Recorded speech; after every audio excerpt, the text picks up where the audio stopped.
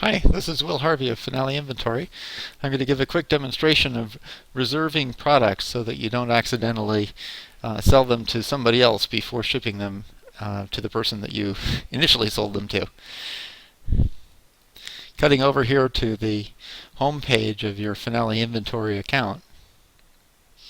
If I go to View Stock, I see the stock item counts for all of the products that I have. I'm going to filter this to those items that contain the word pie, and I've got 4 products: blueberry, apple, custard, and boysenberry pie typed here as an example. If you look at the open stock columns here and the case stock columns just to the right, you can see both the open stock and the case stock have 2 numbers.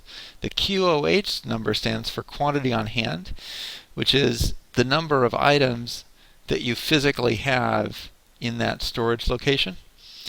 So if you went into the storage location and you counted them or did a stock take, that's the number that you would have. Available is the number that you have that are not committed to a sale that hasn't shipped yet. So you may have sold something, but if it hasn't shipped, it's still in the warehouse.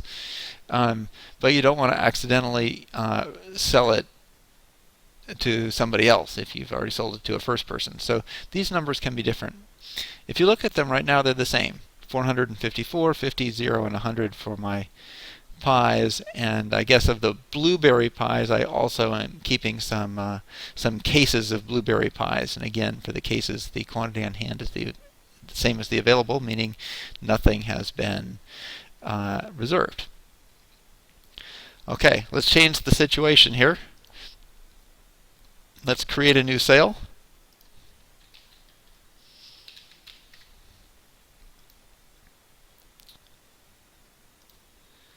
With some blueberry pies and some apple pies. Let's 5 blueberry pies and 10 apple pies. Save this sale. And now over here, if you notice on the right, there's a reserve button. So if I click on the reserve button for the blueberry pies and the apple pies, it creates a reservation for that product. So even though I have not shipped it yet, it's reserved to prevent accidentally selling it to somebody else. Having done that, if I go back to the home page and go to my View Stock, type in pie to filter it to just the pies, if I look at blueberry pie here, the numbers have changed. The quantity on hand is 454. That was the same as the number from last time. But the available quantity is 449. The available has gone down by the 5 blueberry pies that I have reserved for that sale. Similarly, in the apple pies case, I have 50 of them in the warehouse, but only 40 of those 50 are available. If I click on the little turny downy arrow on the left, or the turny downy triangle, it shows me the details. So for this apple pie, it says that in magazine 1, which is the container that I'm keeping in, I have 50. But then for this sale that we just created, K1009, we have a reservation of -10. And so that's how you can, at any point you want, drill into the details to see why the available number is less than the quantity on hand.